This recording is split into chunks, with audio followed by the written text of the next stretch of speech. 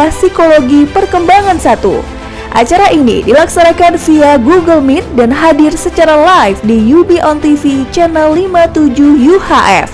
Setiap hari pukul 9 pagi sampai 15 sore waktu Indonesia Barat. UI, inovasi tiada henti untuk mencetak generasi unggul di masa depan.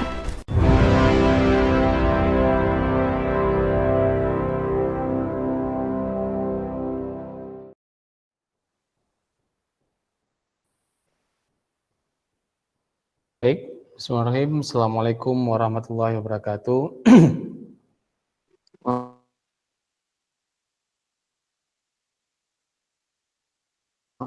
Sadri wa yassir li amri wahlul 'uqdatam min lisani yafqahu qawli, amma ba'du.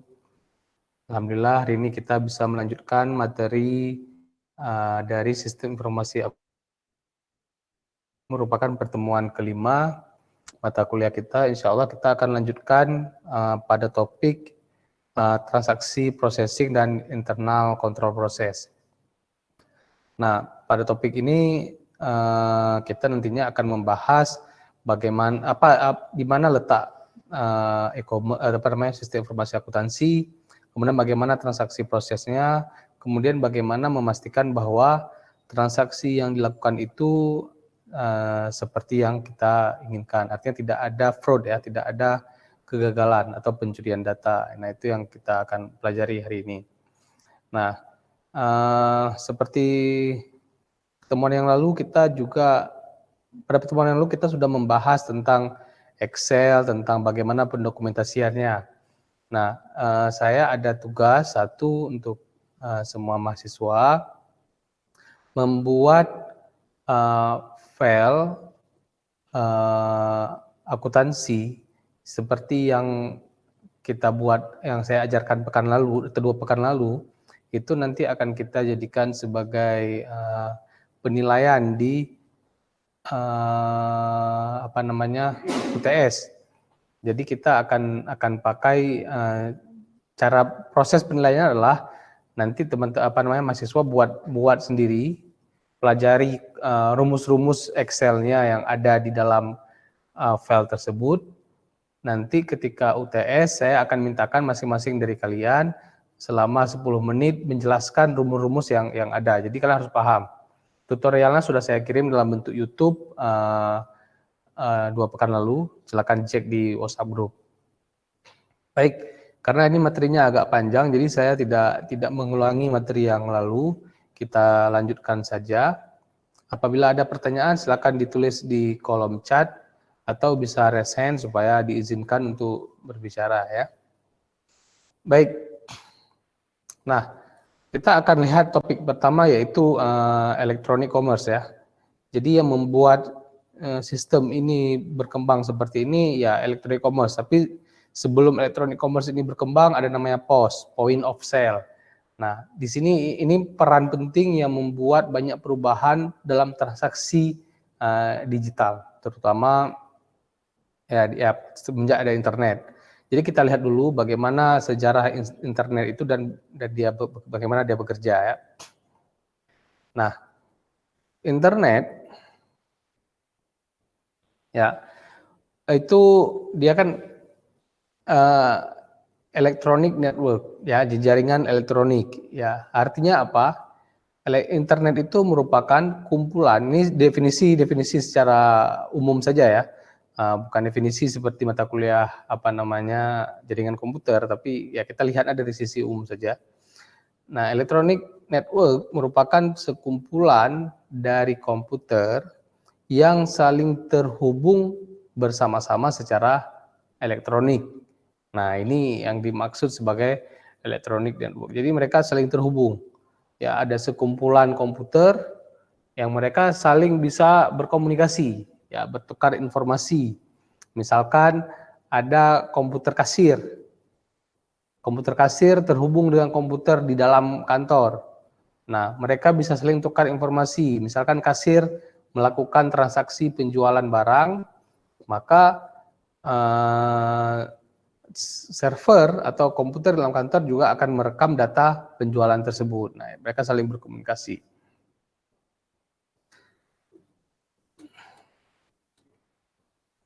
Nah, kemudian local area network ya, LAN.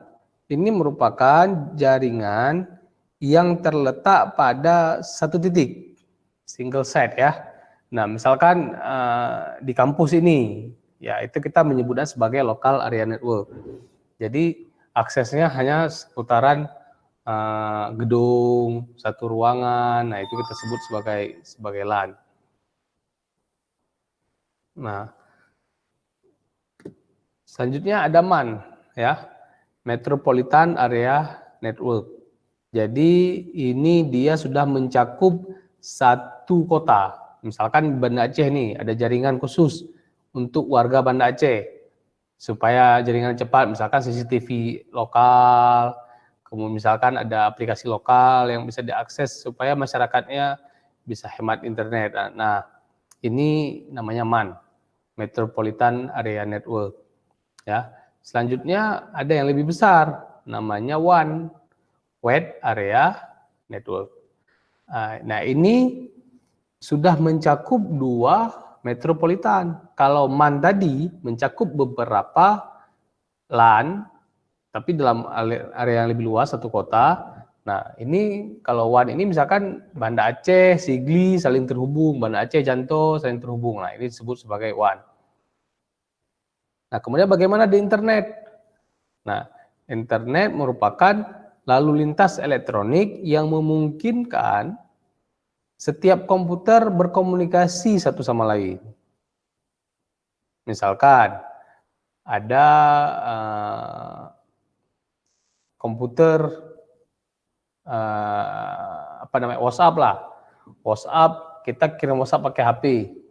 Selanjutnya diterima oleh teman kita di titik yang lain. Nah, ini mungkin terjadi karena ada highway, ada jalan, ya, ada jalan elektronik yang memungkinkan mereka berkomunikasi. Ya, ibaratnya misalkan kalau kita mau ke kampus, dari rumah mau ke kampus, kalau nggak ada jalan maka perjalanan kita akan rumit. Tapi dengan adanya jalan aspal, dia akan cepat sampai. Nah, kira-kira seperti itu. Ya, seperti kita ketahui bahwa internet itu diperkenalkan di Pentagon ya oleh ARPA. ARPA itu Advanced Research Project Agency, merupakan departemen pertahanan ya ya ARPA ini bagian dari proyek pertahanan di Amerika. Ya tahun 1970 ya mereka memperkenalkan internet. Nah, ya waktu itu disebut dengan ARPANET. Oke. Ini nama-nama lain dari internet yang diperkenalkan dulu: ARPANET, BitNet, MILNet, NSFNet. Nah, semuanya ini mengadopsi protokol yang dikenal dengan TCP/IP.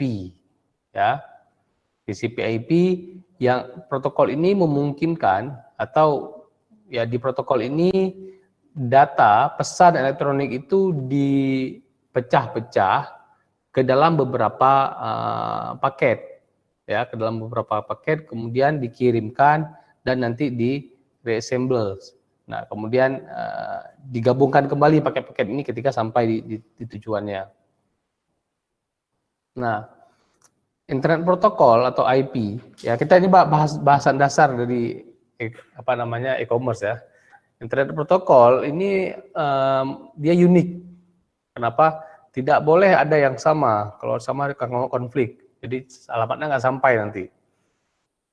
Nah, dia harus unik, memberikan alamat kepada setiap komputer dalam internet. Ya, dia harus unik. Nah, IP itu ada beberapa pilihan. Ada fixed IP address, ada dynamic, ada domain name, ada domain name server. Fixed IP address itu ya komputer tersebut dengan alamat IP yang fix ya, jadi tidak berubah. Kalau dinamik ya berubah, nah, statik atau dinamik itu. Kalau kita pergi ke LAN kedai kopi gitu kan, kita connect ke internet, maka hari ini kita dapat IP sekian, 192.168, 1.3 misalkan. Lusa kita pergi lagi ke kedai kopi tersebut, ternyata kita dapat IP yang berbeda. Nah, seperti itu. Selanjutnya ada dinamik gitu ya. Kemudian di domain name. Domain name ini umumnya kan kita tidak mudah menghafal fix IP address, ya. Kenapa? Karena ya angka, manusia itu sulit menghafal angka.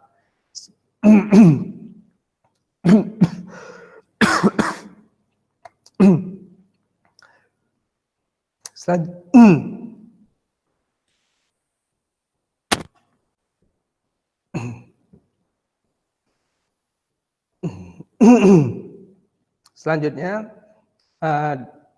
IP tadi disembunyikan atau dikamuflase dengan nama sebuah domain. Misalkan www.uui.ac.id. Sebenarnya nama tersebut adalah sebuah alamat IP ya. Nah, sehingga orang lebih mudah mengingat ketimbang menghafal misalkan ada 202.169 titik. Nah, itu akan rumit. Kemudian ada domain name server.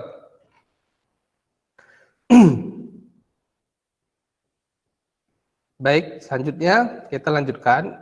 Nah, di dalam internet ada level terkecil namanya intranet. Ya, intranet ini akan dia hanya bisa diakses secara lokal. Nah, jadi in-host internet, istilah lainnya in-host internet, dia hanya bisa diakses secara internal saja di dalam kantor tersebut. Kemudian ada extranet, exists when the intranet of two or more companies are linked together. Ya, extranet ini akan ada ketika dua buah intranet atau lebih mereka saling terhubung. Nah, ini disebut sebagai extranet.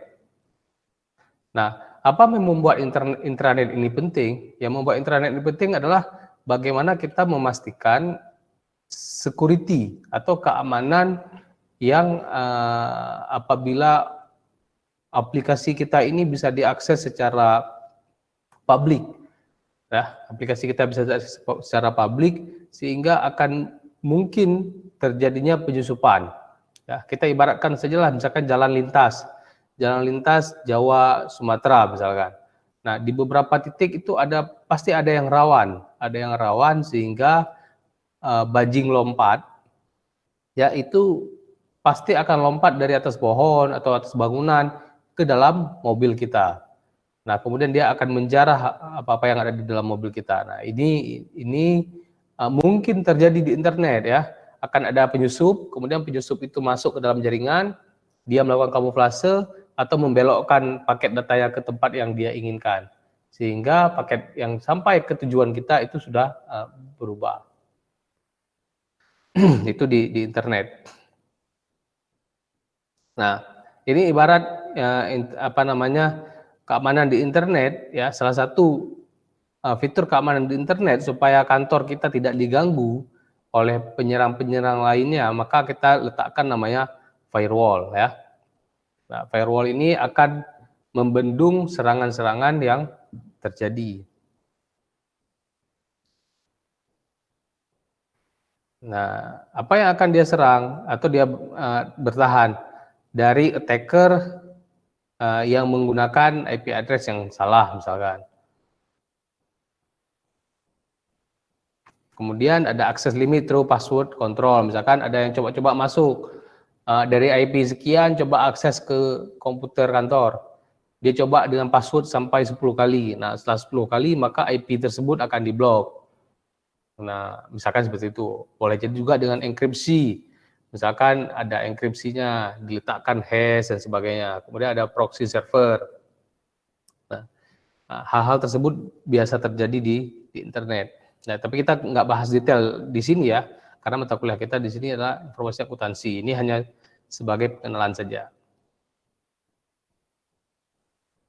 Oke, di dalam internet itu, di dalam transaksi finansial umumnya, apalagi transaksi elektronik ya, itu akan ada istilah klien dan server. Ya, klien itu meminta akses ke server, server memberikan akses, ya, melayani apa yang diminta oleh klien. Nah, apa itu server? Nah, mungkin kita ada pertanyaan. Server itu ya secara sederhana dia mungkin komputer fisik ya yang diletakkan di suatu tempat. Tapi kalau kita bisa melihat definisi lain, komputer apapun bisa menjadi server. Nah, hanya kita perlu menambahkan satu robot di situ ya. Apa misalkan kita meletakkan web server atau MySQL database server. Nah, kita letakkan robot di situ. Ya, kita letakkan robot, program robot yang secara konstan, secara berkesinambungan dia berjalan ya pada suatu komputer, kemudian dia akan bertukar informasi dengan klien. Nah, itu tugas-tugas si server. Jadi jangan kita berpikir bahwa mana servernya, misalkan ditanya sama teman-teman, mana servernya. Nah, kita jangan berpikir komputer yang besar, yang canggih, tapi kita boleh saja berpikir bahwa server tersebut adalah komputer. Laptop ini bisa jadi server. Laptop ini bisa jadi server apabila di laptop ini disertakan robot ya atau program ya, yang kita kenal dengan nama web server misalkan. Kemudian program tersebut itu akan melayani atau akan bertukar informasi dengan si klien. Nah, itu bisa disebut sebagai server. Kemudian apa itu klien? Nah, klien adalah program yang mengakses atau bertukar informasi dengan server. Nah, misalkan saya minta buka KRS online, saya login. Nah, maka tindakan yang saya lakukan itu kan mengirim informasi ke sana, kemudian ditukar oleh si server. Nah, maka ini disebut sebagai klien. Artinya komputer yang mengakses si server. Ya. Nah, transaksi bisnis yang terjadi di dalam internet itu terjadinya di klien dan server. Misalkan kalian belanja di Tokopedia atau di Bukalapak. Nah, transaksi kita belanja di Bukalapak itu terjadi antara klien dan server. Kliennya siapa? Boleh jadi HP kita, boleh jadi laptop kita, boleh jadi komputer kita. Servernya di mana? Servernya adanya di Jakarta misalkan, atau ada di Batam, atau adanya di Surabaya, atau bahkan mungkin mereka meletakkannya di Singapura atau di Amerika. Nah, kita nggak tahu. Artinya semua transaksi bisnis yang terjadi menggunakan internet itu pasti terjadi antara klien server. Kenapa? Ya, karena semua transaksi itu dilakukan oleh robot, tidak dilayani oleh manusia. Ya, di sana ada robot atau program yang mulai memberikan informasi, di sini ada program yang mengakses informasi. Ya, robot itu murah ya, nggak perlu dibayar. Ya, beda sama manusia, dia harus dibayar. Kemudian server itu dapat bekerja berjam-jam, ya, atau bahkan ratusan atau ribuan klien pada satu waktu. Nah, itu kelebihan server ini. Kemudian server bisa diakses kapan saja, di mana saja, tanpa harus membayar biaya komunikasi. Nah, ini kelebihan-kelebihan daripada penggunaan server, sistem klien server. Ya, ada banyak tipe server di internet. Nah, misalkan yang sering kita dengar misalkan web server ya, web server. Kalau kalian belajar pemrograman web, maka kita mengenal namanya web server. Contohnya Apache misalkan, Apache server. Nah, kemudian kita mengenal namanya database, ya, MySQL dan sebagainya. Nah, ternyata email pun ada namanya mail server. Buat FTP, file sharing misalkan FTP, itu juga ada namanya file server. Kemudian mau buat HTTP misalkan, web, itu pun ada namanya web server. Kemudian ada commerce server juga. Nah, itu tipe-tipe server yang ada. Apa itu mail server? Mail server itu adalah sebuah aplikasi yang memungkinkan pengirim pesan itu memungkinkan penyampaian pesan yang dikirim oleh si pengirim ke penerima. Ya, ini ada internet. Ya, di sini ada aplikasi mail client namanya. Ya, aplikasi mail client. Ini ada namanya pengirim pesan. Mengirim pesan ke menggunakan aplikasi mail client, kemudian diteruskan menggunakan mail server pada sisi si pengirim. Kemudian dikompilasi atau dibungkus supaya bisa dikirim melalui internet paketnya. Selanjutnya paket tersebut diterima oleh mail server pada sisi klien atau pada sisi si penerima. Kemudian diteruskan menggunakan aplikasi mail kliennya, baru dibaca oleh si penerima. Nah, ini tahapan-tahapan yang terjadi di dalam pengiriman pesan. Kemudian ada file server. Nah, file server ini library ya, memungkinkan seseorang meretrieve file dari library yang tersedia. Ya, umumnya protokol yang dipakai itu adalah protokol FTP. Nah, file server that use this protocol is called FTP server. Nah, tadi ada namanya Apache web server. Ini ada FTP server namanya. Ya. Nah, ini memungkinkan HTML itu bisa dibaca dan diinterpretasi. Itu tugas ke klien. Oke, ini beberapa bagian kita skip seperti tipe server ini.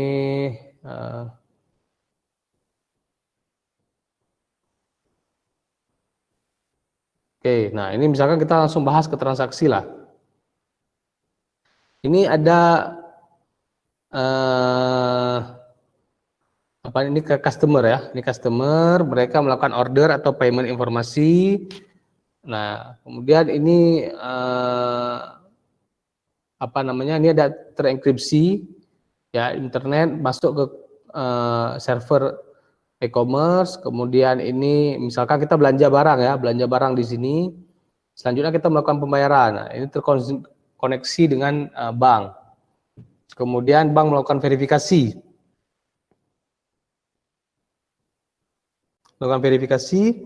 Kemudian informasi bahwa sudah sukses dilakukan pembayaran dan seterusnya itu dikirim kembali ke konsumen. Nah, ini pola-pola transaksi di internet. Kemudian ini aplikasi akuntansinya, sistem akuntansinya, ini e-commerce-nya, mereka saling bertukar informasi. Kemudian apa yang terjadi di sini, misalkan ada order, maka disimpan ke dalam order file. Apabila sudah siap dikirim, maka dilakukan pengiriman. Ya. Selanjutnya barang tersebut sampai ke customer. Nah, selanjutnya payment system ya. Dalam e-commerce itu topik yang paling banyak dibahas adalah payment system. Bagaimana cara membayar deal. Ya, secara tradisional biasanya kita menggunakan credit card atau uang cash, set misalkan, atau virtual cash system. Nah, ini cara-cara pembayaran yang terjadi. Kalau sekarang ya virtual cash system sekarang lagi fenomenal ya. Misalkan seperti Doku, GoPay, Paytrend dan lain sebagainya. Nah, ini fintech ya. Kalau kita kenal sekarang namanya fintech. Payment system ini bagian dari si fintech. Tapi fintech itu luas, bukan hanya payment system. Karena di fintech itu ada misalkan crowdfunding dan seterusnya. Ada banyak subsektor ya. Oke, yang pasti di dalam transaksi berbasis internet kita harus menyiapkan keamanan ya. keamanan, secret key encryption, public key encryption, digital envelope. Nah, ini penting. Supaya apa? Supaya transaksi yang terjadi itu tidak ada yang mengganggu di tengah jalan nanti ya.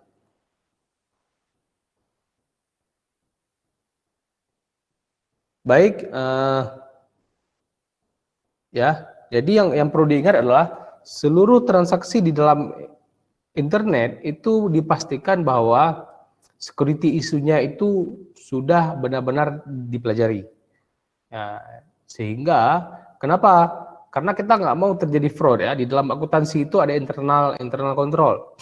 Kita tidak mau terjadi fraud sehingga nanti akan ada kegagalan ya data misalkan. Nah, sehingga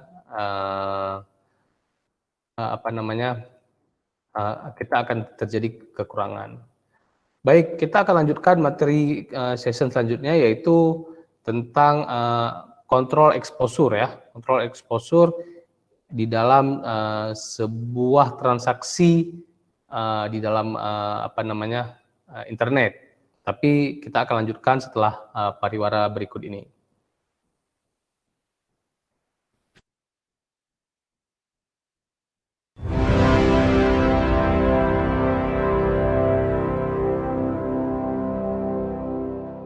Universitas Ubudiyah Indonesia menyelenggarakan program belajar daring melalui UB on TV. Di tengah pandemi COVID-19 ini, UI terus berinovasi dengan menyelenggarakan perkuliahan secara daring. Saksikan perkuliahan khusus mahasiswa Universitas Ubudiyah Indonesia semester ganjil dengan praktisi dan akademisi yang berpengalaman, lulusan dalam dan di luar negeri. Untuk program studi S1 Ilmu Kesehatan Masyarakat, D3 Kebidanan, S1 Ilmu Gizi, D4 Kebidanan, S1 Farmasi, S1 Teknik Informatika, S1 Sistem Informasi, S1 Manajemen, S1 PGSD, dan S1 Psikologi. Menghadirkan Fauzia Andika SKMMKes dengan mata kuliah Surveillance Kesehatan Masyarakat, Kairanisa Anwar SSTMKM dengan mata kuliah Gizi Kesehatan Masyarakat, Mutia Paradiba STRKEP MKM dengan mata kuliah Kebutuhan Dasar Manusia, Faradila Safitri SSTMKes dengan mata kuliah Komunikasi dalam Praktik Kebidanan, Nuzulul Rahmi SSTMKes dengan mata kuliah Mutu Layanan Kebidanan, Ulfa Husnadira SSTMKM dengan mata kuliah Kesehatan Ibu dan Anak, Sahbainur Rezeki SSTMKM dengan mata kuliah Imunologi Gizi, Rulia Meilina SFAM MSI dengan mata kuliah Farmasi Rumah Sakit, Susmanto Eskom Mkom dengan mata kuliah Komunikasi Data, Mahendra Dwi Payana SSTMT dengan mata kuliah Pemrograman Web 1, Zuhar Musliana STMT dengan mata kuliah Pemrograman Berbasis Web, Zaufi Ardian Eskom MN dengan mata kuliah Audit Sistem Informasi, Mulkan Fadil STMkom dengan mata kuliah E-commerce, Armia STMSC dengan mata kuliah Manajemen TV Streaming, Raudatun Nuzul ZA SSTMKes dengan mata kuliah Askap Neonatus, Dwi Rahmalia MPSI dengan mata kuliah Psikologi Perkembangan 1. Acara ini dilaksanakan via Google Meet dan hadir secara live di UB on TV channel 57 UHF setiap hari pukul 9 pagi sampai 15 sore waktu Indonesia Barat. UI, inovasi tiada henti untuk mencetak generasi unggul di masa depan.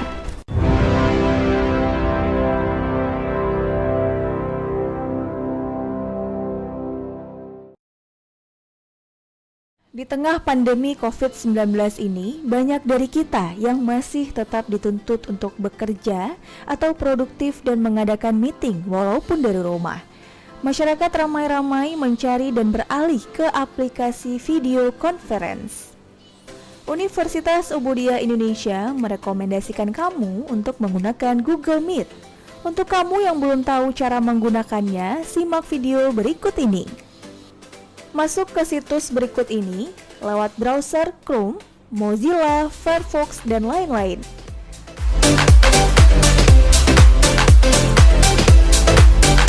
Klik join or start a meeting.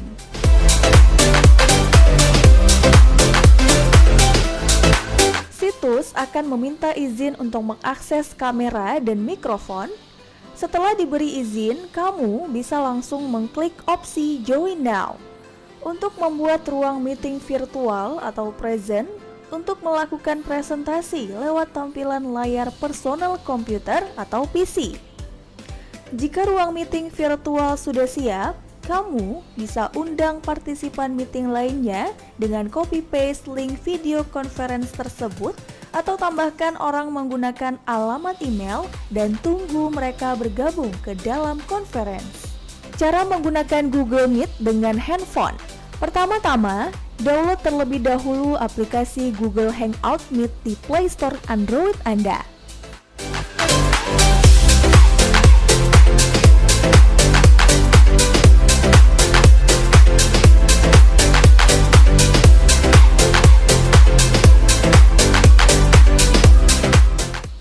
Setelah selesai download, selanjutnya kamu akan diminta untuk sign up menggunakan email Gmail.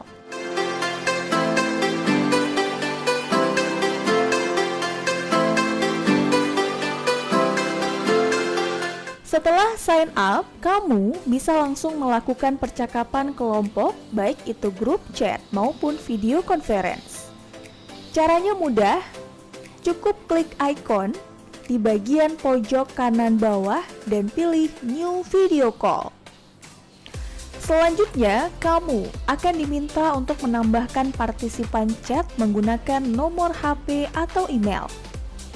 Apabila kamu ingin menambahkan partisipan chat menggunakan nomor HP, undangan conference akan dikirim lewat SMS. Sementara, jika menggunakan email, maka undangan akan masuk ke inbox email. Tunggu hingga semua orang yang diundang masuk ke dalam conference itu. Jika kamu adalah partisipan yang diundang oleh penyelenggara meeting virtual, kamu cukup mengklik link yang dikirim lewat email atau SMS. Setelah itu, kamu akan secara otomatis bergabung dalam video conference tersebut. Sebagai catatan bahwa orang yang tidak diundang ke dalam conference atau yang tidak memiliki akun, ketika ingin bergabung harus mendapatkan persetujuan dari partisipan yang telah bergabung. Hal ini dilakukan untuk menghindari adanya penyusup di meeting yang sedang diselenggarakan.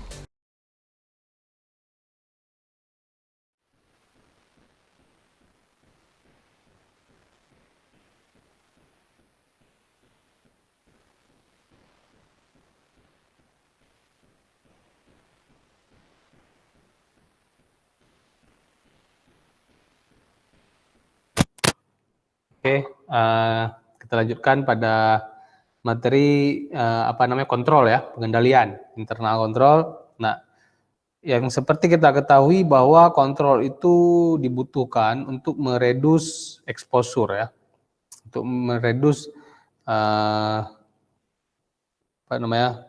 kegagalan. Nah, dalam pengertian abstrak ya,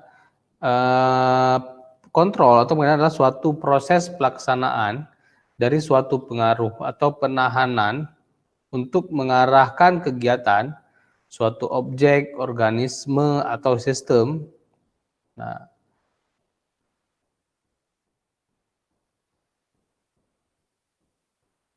ya, agar tidak terjadi fraud, tidak terjadi kecurangan ya yang dilakukan oleh, ya kita berbicara ini internal oleh pihak dalam tentunya. Nah, bantuan kepada manajemen dalam organisasi perusahaan merupakan suatu fungsi utama sistem informasi akuntansi. Fungsi penting yang dibentuk pada sistem informasi akuntansi pada sebuah organisasi antara lain mengumpulkan dan menyimpan data tentang aktivitas dan transaksi. Jadi, nah itu ya potensial financial effect daripada transaksi yang terjadi. Jadi ketika terjadi transaksi kita perlu mengamankan bagaimana transaksi ini agar tidak terjadi kecurangan. Misalkan kita ambil contoh di bank lah. Di bank itu misalkan ada penarikan uang di atas 10 juta. Nah, itu proses penarikan tidak hanya terjadi di kasir, ya. Kasir pun harus meminta approval daripada pimpinannya sehingga tidak terjadi fraud atau kehilangan uang yang cukup besar. Nah, memproses data menjadi informasi yang dapat digunakan dalam proses pengambilan keputusan. Ini DCA. Ya, kontrol akan mengurangi dampak daripada exposure. Nah, apa saja exposure yang mungkin terjadi ya? Nah, misalkan expensive cost, ya, berikut merupakan exposure yang sistem informasi akuntansi ya. Ya, bisa dilihat di sini mulai dari biaya yang terlalu tinggi, kemudian harga yang dibayar untuk membeli barang yang digunakan dalam organisasi bisa saja terlalu mahal, ya. Kemudian pendapatan yang cacat, biaya terutang tidak tertagih, ya, piutang yang tidak tertagih dari konsumen misalkan, misalkan barang telah dikirim tapi lupa ditagih, loss of asset. Nah, kemudian competitive disadvantage, fraud, inaccurate accounting, business interruption. Nah, ini semuanya fraud-fraud yang mungkin terjadi di dalam suatu perusahaan. Jadi kita harus meminimalisir exposure ini. Ya. Fraud atau white collar crime ini istilah untuk penjahat yang berdasi ya. Penjahat berkerah putih. Jadi orang kantoran itu juga bisa jadi penjahat. Jadi ini pengelompokan illegal activity, ya, pengelompokan aktivitas ilegal yang membedakan daripada aktivitas ilegal lainnya. Nah, kalau aktivitas ilegal lainnya misalnya mencuri, ya, membunuh. Tapi kalau white collar crime itu penjahat berkerah putih, ya, misalnya korupsi. Nah, kalau pencuri, ya dia berarti mengambil barang orang. Tapi kalau korupsi ini kan tersistematis ya, dia tidak bisa bekerja sendiri, dia harus bekerja dengan beberapa orang untuk mengambil uang. Nah, ini baik terjadi di bank misalkan. Ada satu bank misalkan bekerja sama dengan bendahara sekolah, kemudian dilakukanlah penarikan kredit fiktif, kemudian uangnya keluar, uangnya dibagi-bagi, kemudian tiba-tiba terjadi tunggakan karena terlalu besar diambil. Nah, ini biasa terjadi di transaksi. Siapa pelakunya? Pelakunya disebut dengan white collar crime. Ya, ada fiction transaksi ya, transaksi fiktif. Nah, ini harus bisa diminimalisir. Jadi sistem informasi akuntansi yang dibuat itu harus bisa meminimalisir ini. Nah, ini perlu diketahui oleh kalian bahwa itu mungkin terjadi, sehingga di perbankan itu ada namanya security berlapis ya, pengamanan ganda. Misalkan kita mau kirim uang, selain ada password, kemudian juga ada namanya token. Kemudian dari base token ada lagi SMS, kode rahasia misalkan. Nah, ini keamanan berlapis ini penting supaya apa? Kejahatan terorganisir ini bisa diminimalisir. Ya, pencurian yang terjadi dari white collar crime ini bisa jadi dari pegawai, ya, atau pegawai dari luar. Nah, manajemen, misalnya manajemen fraud. Nah, ini hal yang sering terjadi di dalam perusahaan.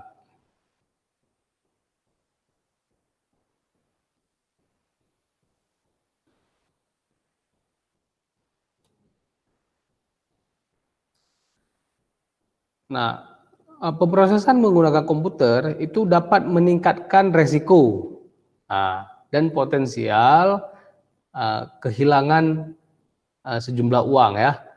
Nah, jadi kita pakai komputer itu belum tentu aman, bahkan malah lebih berbahaya. Kita bisa lihat atau baca di koran berapa banyak transaksi fiktif terjadi di internet. Saya ambil contoh, tahun lalu saya baca bukan tahun lalu, tahun ini ya, semenjak pandemi Melabuh, kota Melabuh di Aceh Barat itu kehilangan terdapat ratusan laporan bahwa transaksi online-nya itu tidak selesai. Ya, kalau diuangkan sampai 2 miliar selama pandemi. Katakanlah pandemi mulai bulan 3, sekarang sudah bulan 10, 7 bulan berarti. 7 bulan itu ada 2 miliar rupiah transaksi yang tidak selesai. Jadinya artinya apa? Uangnya dikirim, barangnya tak sampai. Nah, ini mungkin terjadi ini. Jadi banyak terjadi peningkat, komputer itu memungkinkan itu meningkat ya. Mechanical processing of data ya, boleh jadi secara mekanikal ada kesalahan dalam memproses data. Mechanical data storage, complexity of processing. Nah, ini juga hal-hal yang terjadi.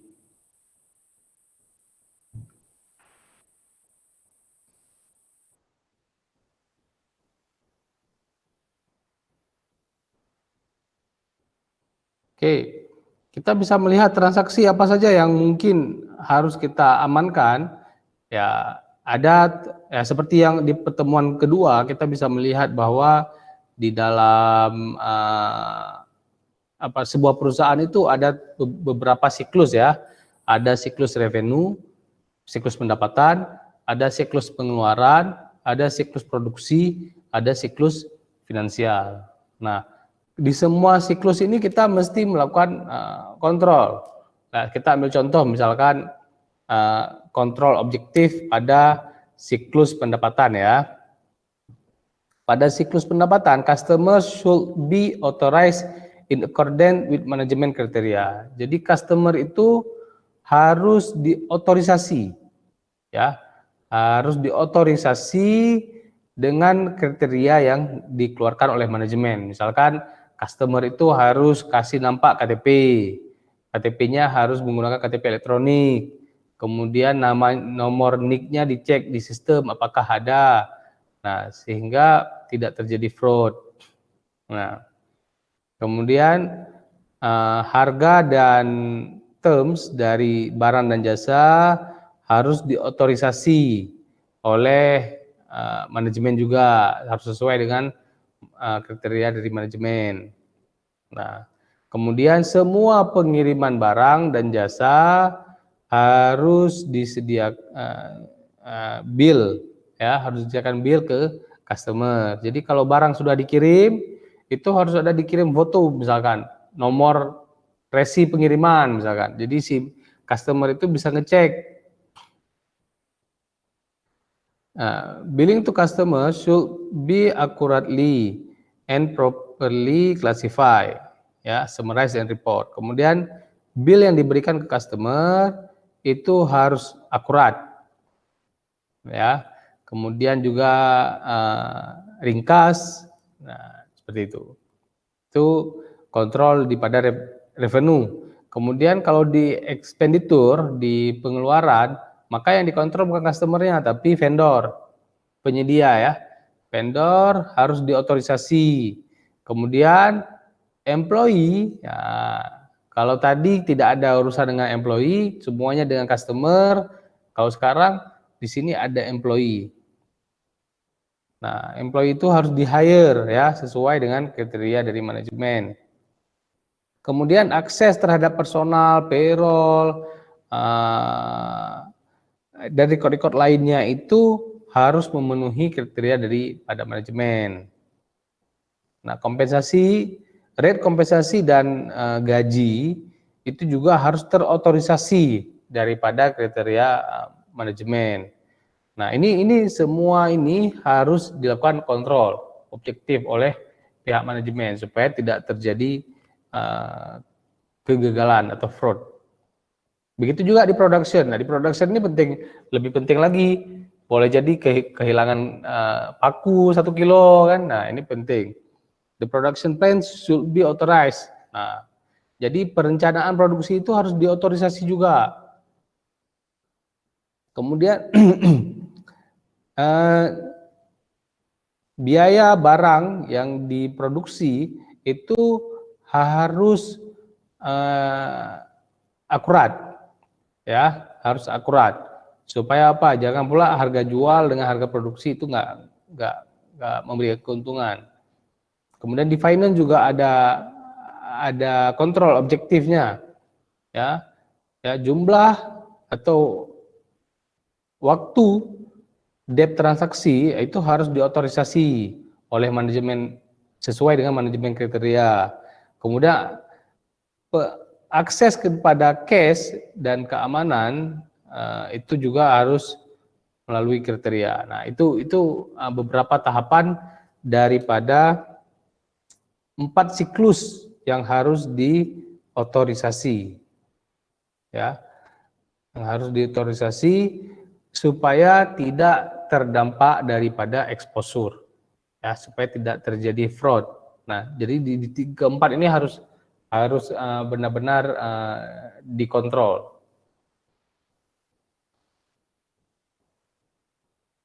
Oke, kita akan melihat apa itu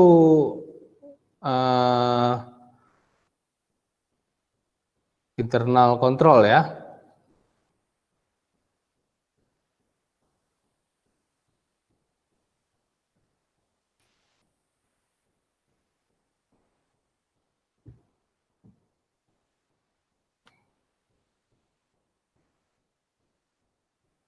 Ini eksternal, sebentar.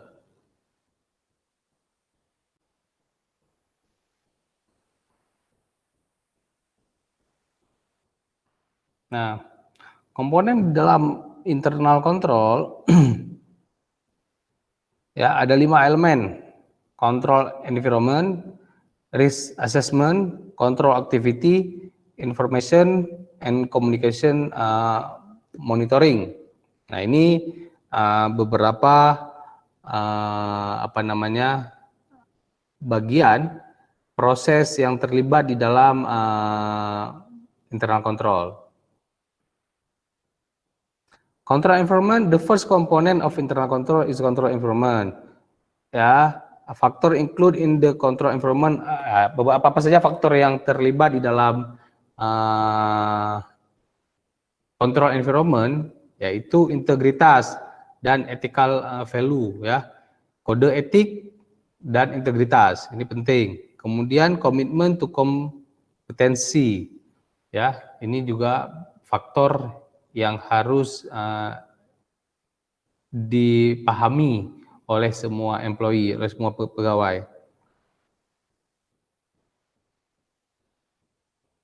Selanjutnya adalah manajemen filosofi, ya, filosofi manajemen dan gaya operasional. Kemudian struktur organisasi. Nah, ini ada 5 tadi, ya. Integrity dan ethical value, komitmen dan kompetensi, manajemen filosofi dan operating style.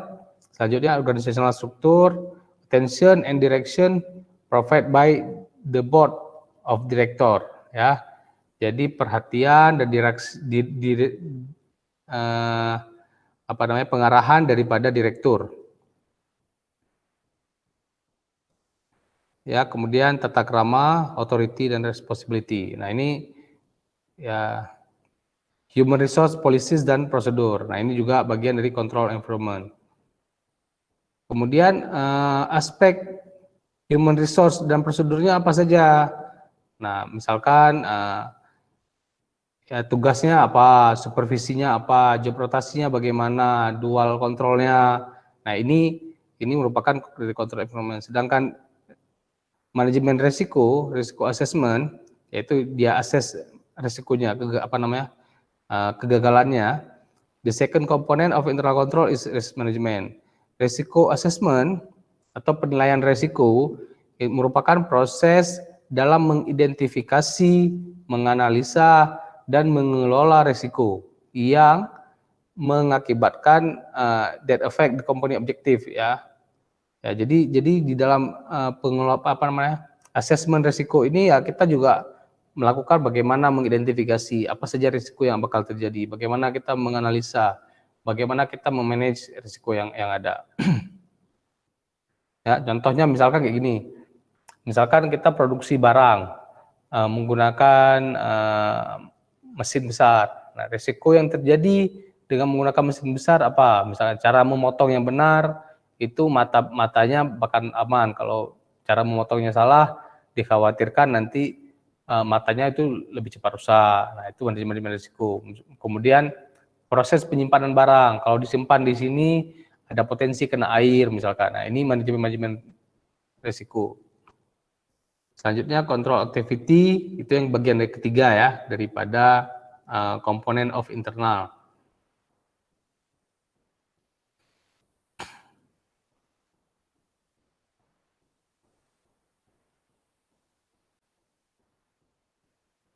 Oke, sebentar.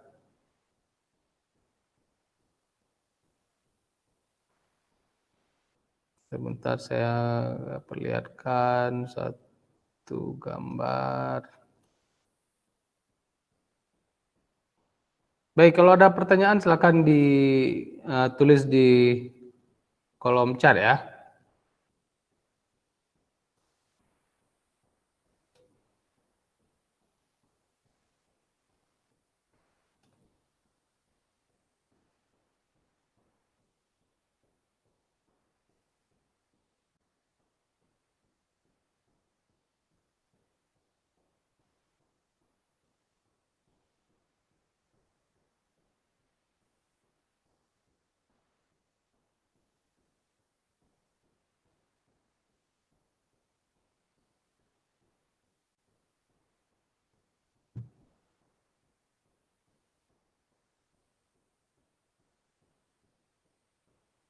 Baik, kita sudah sampai di control activity.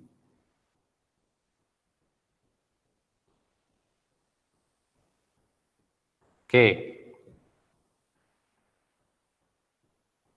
Nah, di control activity atau aktivitas pengendalian itu kita bisa melihat dari beberapa aspek ya, misalkan dari perilaku dan sistem akuntansi.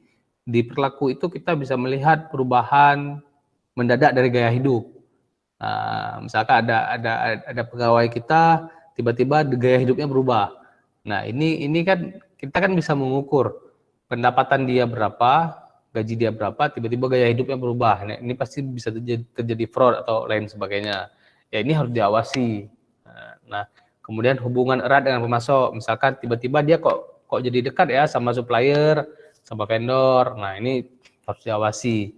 Kemudian menolak cuti, ya dia diberikan cuti tapi dia menolak. Ya. Kemudian sering pinjam uang dari orang lain, mabuk atau memakai narkoba. Ini juga bagian dari aktivitas kontrol ya. Kemudian di sistem akuntansi, kalau tadi perilaku, kalau sistem akuntansi, misalkan tiba-tiba ada dokumen hilang. Nah, misalkan di invoice itu kan ada nomor urut ya, nomor urut, misalkan nomor invoice 1 sampai 10. Terus tiba-tiba di nomor 8 loncat ke nomor 10, nomor 9 hilang. Nah, ini pengendalian activity. Jadi kita harus sering ngecek. Kemudian kenaikan refund untuk pelanggan. Nah, misalkan refund dari pelanggan tiba-tiba melonjak. Nah, ini juga bagian yang harus diawasi dari aktivitas. Selisih penerimaan kasarian dengan yang disetor ke bank. Ini pembayaran dari pelanggan yang mendadak lambat, penundaan pencatatan transaksi. Nah, ini bagian-bagian dari kontrol activity.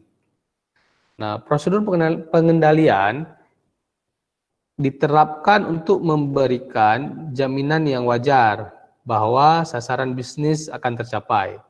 Ya, di antara prosedur-prosedur itu adalah pegawai yang kompeten, perputaran tugas dan cuti wajib, pemisahan tanggung jawab untuk operasi yang berkaitan, kemudian pemisahan operasi, pengamanan aktivitas akuntansi, prosedur pembuktian dan pengamanan. Kalau kita lihat nomor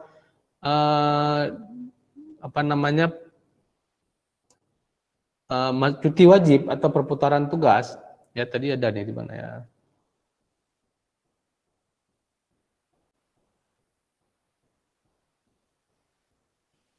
Nah, kalau kita lihat dari perputaran tugas, ya, yang nomor 1 perputaran tugas, ini kita bisa contoh misalkan ada di perbankan ya. Di perbankan itu dia di saat kalau posisinya posisi bendahara atau posisi strategis lainnya, itu mereka tidak lama-lama di satu daerah. Ya, contohnya di pegawai keuangan lah. Itu paling lama misalkan dia di Aceh. Di Aceh itu 2 tahun, kemudian dipindah lagi ke daerah lain. Tujuannya apa? Supaya dia tidak kenal dengan vendor, ya. Akan terjadi banyak resiko nanti.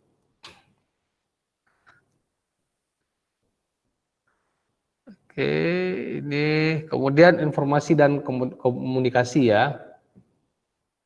Nah, ini bagian internal kontrol keempat, ya. Seorang akuntan itu harus memahami bagaimana transaksi itu diawali ya. Kemudian bagaimana data didapat dalam bentuk yang dapat dibaca oleh mesin. Nah, kemudian bagaimana file komputer diakses, bagaimana data diproses untuk mempersiapkan sebuah informasi, bagaimana informasi tersebut dilaporkan. Nah, ini bagian-bagian dari informasi dan komunikasi, ya.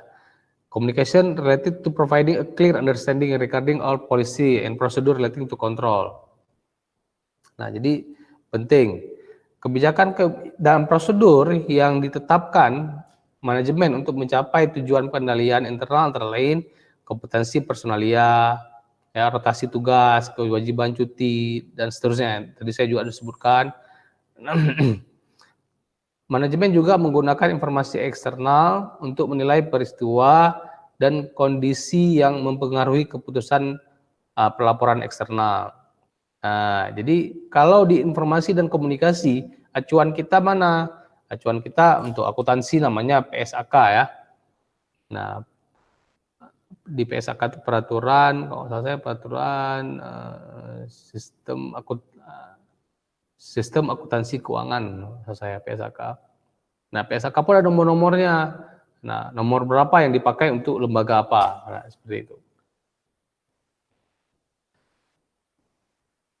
Nah, yang terakhir adalah monitoring ya. Yang terakhir, bagian dari kontrol adalah monitoring. Monitoring pemantauan terhadap sistem pengendalian internal akan mengidentifikasi di mana letak kelemahan dan memperbaiki efektivitas pengendalian tersebut. Nah, menentukan tempat kelemahan dan memperbaiki efektivitas pengendalian. Ongoing monitoring, mengamati perilaku karyawan dan tanda peringatan dari sistem akuntansi. Jadi di dalam sistem akuntansi itu harus dibuat alert ya, harus dibuat alert. Ya, nanti waktu setelah UTS kita akan belajar aplikasi akurat. Ya, di aplikasi akurat itu kita bisa setting di mana adanya alert pemberitahuan ya apabila telah mencapai suatu parameter.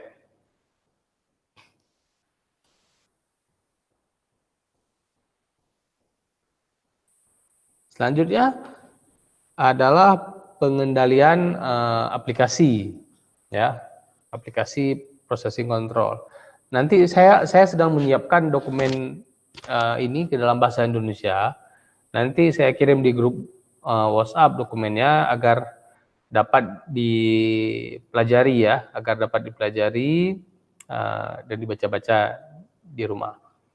Ya, ini kita sudah pertemuan ke-6, berarti pekan depan pertemuan ke-7.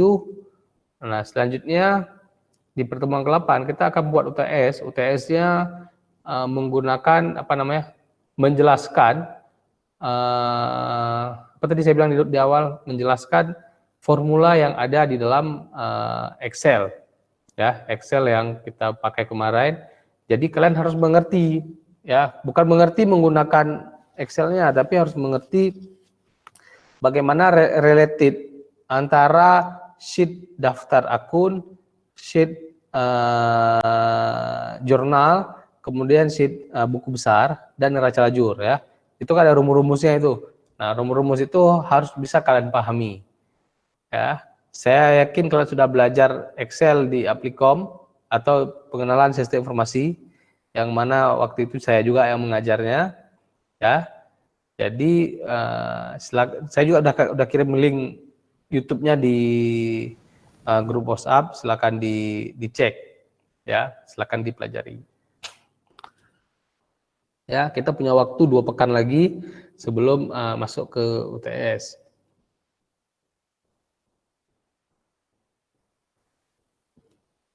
Baik, kita masuk ke pengendalian aplikasi.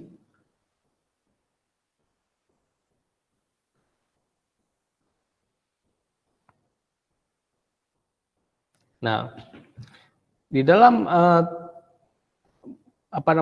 pengendalian pemrosesan transaksi itu ada 2 hal ya yang dilakukan pengendalian. Yang pertama general dan aplikasi kontrol.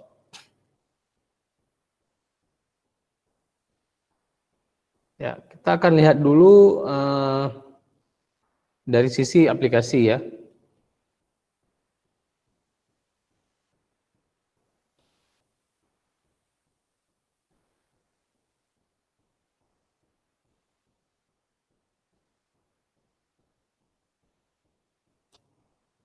Oke, general control, misalkan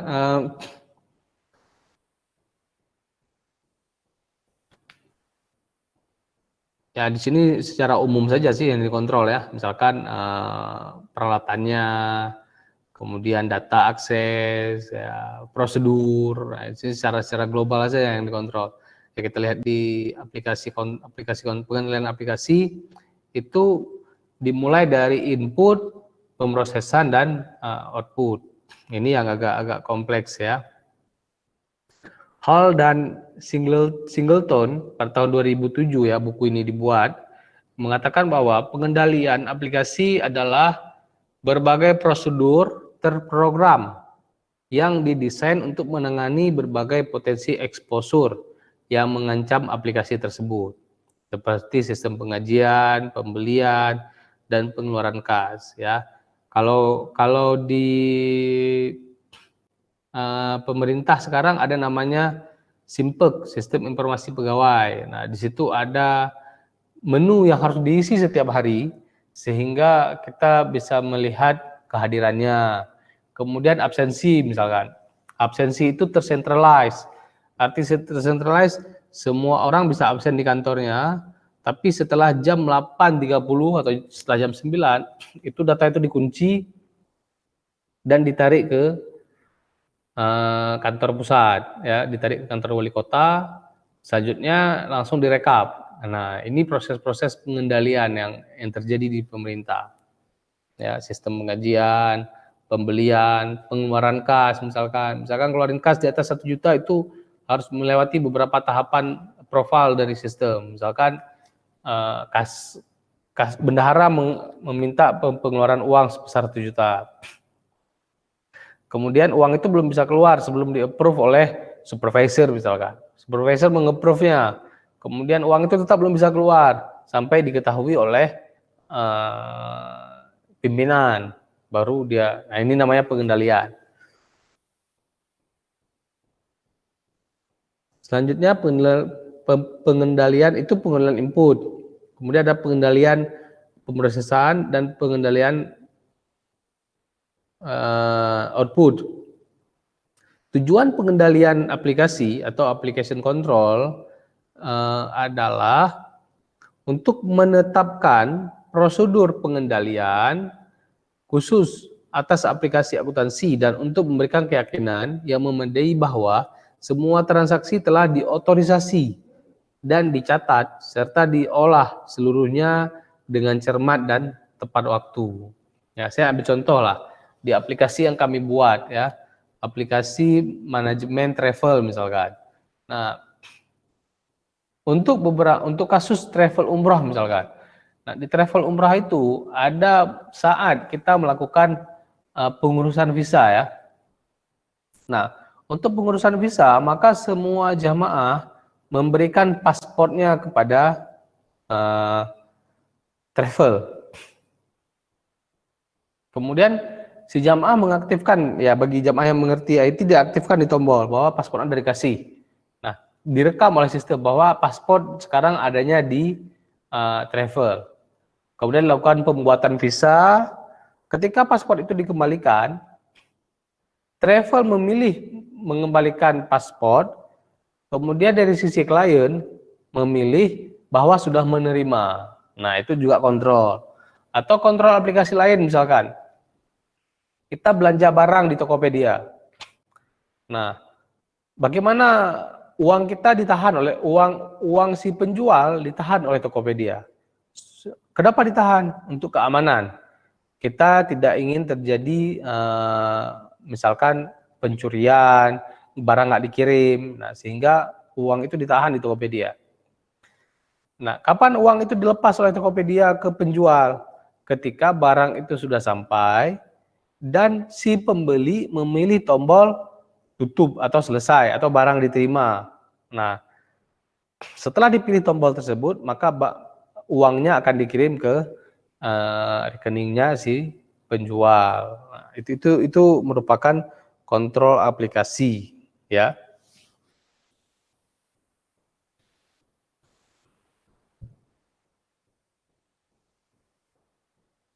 Ya, apa tujuannya? Tujuannya untuk menetapkan prosedur pengendalian khusus atas aplikasi akuntansi dan untuk memberikan keyakinan yang memadai bahwa semua transaksi telah diotorisasi. Nah, itu ya, telah diotorisasi.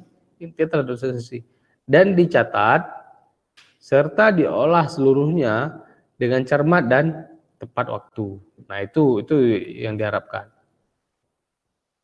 Nah, jadi jangan sampai nanti Tokopedia approve uang dikirim, ternyata barang belum sampai. Nah, ini bahaya sekali.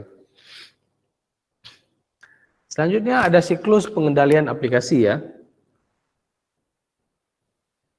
Ya, di dalam pengendalian aplikasi, pengembangan sistem dan pemeliharaannya memberikan keyakinan yang wajar bahwa kegiatan berikut ini dilaksanakan secara tepat, yaitu pengendalian aplikasi, sistem aplikasi. Ya, satu, pengujian, penggantian, implementasi dan dokumentasi dari sistem yang baru. Selanjutnya perubahan terhadap sistem dokumentasi, akses terhadap aplikasi, dan pembelian sistem aplikasi dari pihak ketiga. Nah, ini pengendalian sistem aplikasi. Jadi kapan dibuat, siapa yang buat, apakah beli, apakah ada purna jualnya, after sales garanti misalkan. Nah, nomor 2, pengendalian terhadap operasi komputer.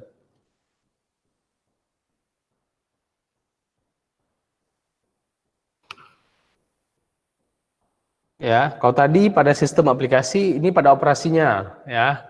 Pengendalian ini untuk berkeyakinan bahwa komputer hanya digunakan petugas yang telah diotorisasi. Nah, jadi nggak boleh sembarangan pakai, harus yang tahu password misalkan.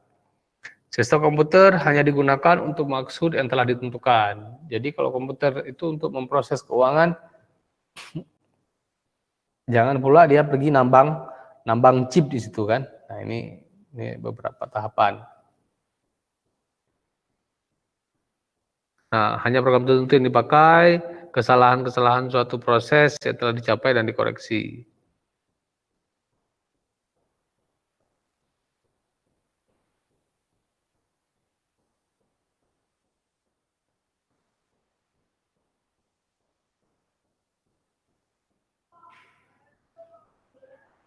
Kemudian pengendalian pada sistem software. Jadi sistem operasi, ini sistem softwarenya. Kemudian pengendalian terhadap program dan input data. Nah, pengendalian ini didesain untuk memberikan keyakinan bahwa sebelum data dimasukkan, harus ada prosedur persetujuan dari petugas tertentu. Misalkan dia mau menambah suatu transaksi, maka dia harus login. Nah, harus login misalkan. Nah, ini sebelum data dimasukkan harus ada prosedur persetujuan. Nah, prosedur persetujuan ini adalah tentang login. Supaya apa? Supaya ketika ditambah transaksi, ketika diaudit nanti, oh benar yang input ini adalah si A. Kenapa si A? Karena yang tahu password adalah si A, seperti itu. Akses pada data program hanya terbatas pada petugas tertentu. Ini dari proses input ya.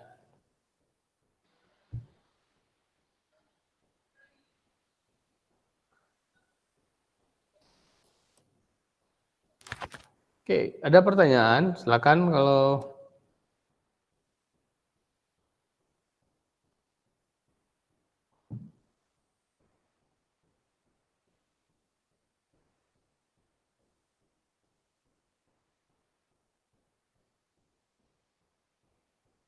ada pertanyaan dari pengendalian.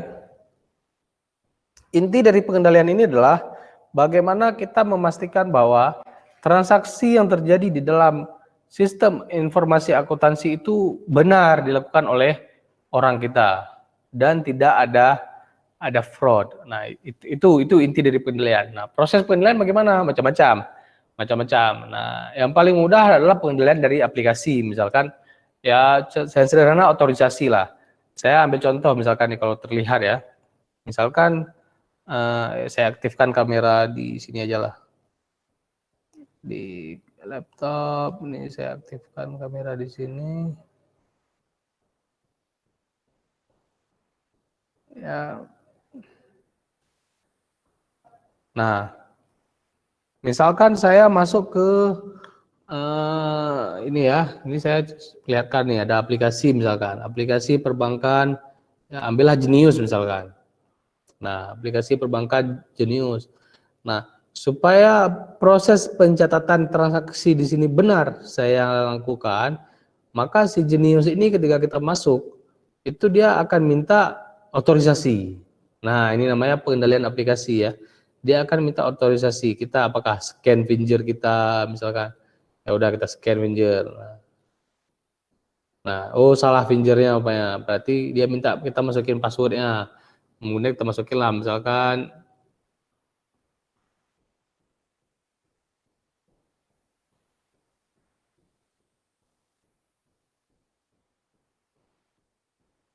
nah, kita isi ya. Kita isi passwordnya misalkan. Nah, kemudian kita bisa melihat, nah, kita bisa melakukan transaksi apakah pembayaran, transfer uang. Nah, nanti ketika kita transfer uang, kita pilih transfer, dia akan minta password lagi ya. Dia akan minta password lagi bahwa kita sudah mentransfer apa namanya? Supaya benar-benar yakin bahwa kita sudah mentransfer uang. Nah, itu biasa orang menyebutnya tuh faktor autentikasi ya. Nah, jadi berlapis berlapis tidak hanya sekali dua kali, tapi dia berlapis ya. Ada banyak aplikasi perbankan di HP ini, misalkan ya, yang semuanya minta berlapis, seperti mobile banking misalkan. Mobile banking untuk masuk ke dalam aplikasi minta password. Untuk melakukan transaksi itu minta password, bukan password yang sama tapi ya, itu password adalah password yang berbeda. Jadi ada dua buah password berbeda, password untuk masuk dan password untuk melakukan transaksi. Nah, seperti itu. Itu namanya itu ya cara yang paling mudah melakukan pengendalian di sistem informasi akuntansi. Nah, baik, ada pertanyaan? Kalau ada pertanyaan silakan.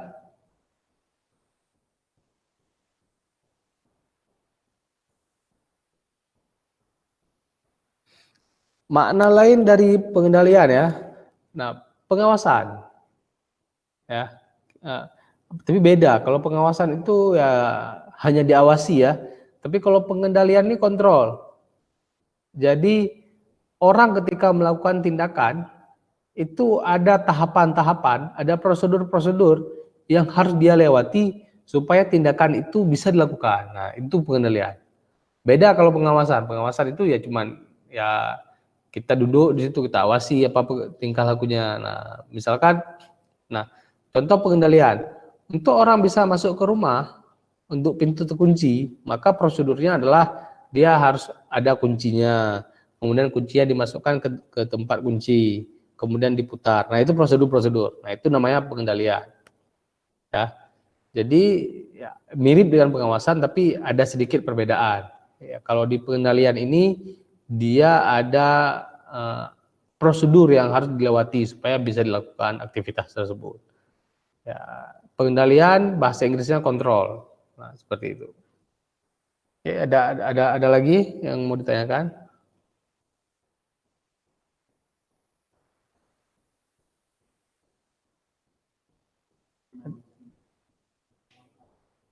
Azhar.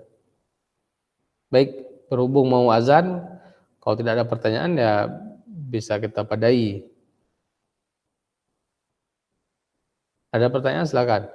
Kalau tidak ada pertanyaan, saya sekali lagi ingatkan untuk UTS, karena UTS ini 2 pekan lagi ya. Kalau kita lihat kalender itu di tanggal 2 berarti. Tanggal 2 bulan 11 itu kita ke UTS. Bentuk UTS-nya saya nggak tahu apakah akan online seperti ini. Kalau online di TV maka saya akan minta masing-masing kalian nanti menjelaskan lah. Saya akan minta masing-masing kalian menjelaskan apa yang sudah dibuat dari aplikasi akuntansi berbasis Excel itu. Saya sudah mengirim file yang sudah saya buat, ya. Saya kepingin kalian juga buat supaya kalian mengerti formula-formula Excel-nya, ya. Silakan dipelajari proses pembuatannya dari link YouTube yang saya sudah kirim. Nah, seperti itu, ya. Kalau memang harus online dan live TV, maka persiapkan yang terbaik karena akan ditonton, ya. UTS kalian akan ditonton oleh siapa saja yang menonton.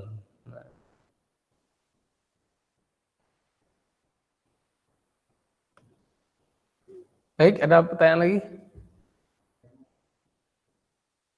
Ya, datanya mungkin nanti diisi 5 baris, 5 transaksi saja, tidak perlu banyak sekali ya.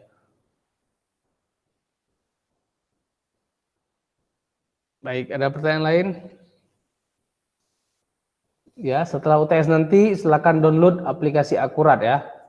Saya akan jelaskan lagi. Tapi mungkin setelah UTS tidak ada lagi live di TV ya. Sudah habis ya, karena cuma 8 pertemuan yang live.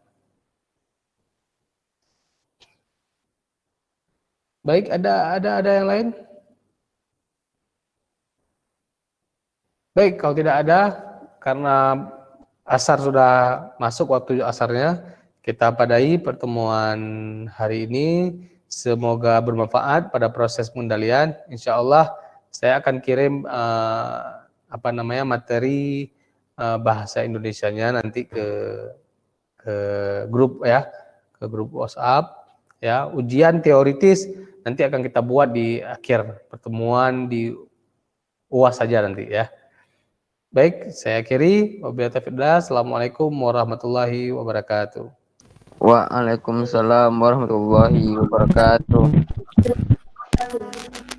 Pemirsa, kita sudah menyaksikan program e-learning live yang pastinya juga dipersembahkan oleh Universitas Umudia Indonesia dari para dosen-dosen di Universitas Umudia Indonesia. Semoga ilmu yang ditampilkan yang pasti juga sudah disajikan bermanfaat bagi para mahasiswa dan juga bagi para pemirsa dan juga masyarakat umum.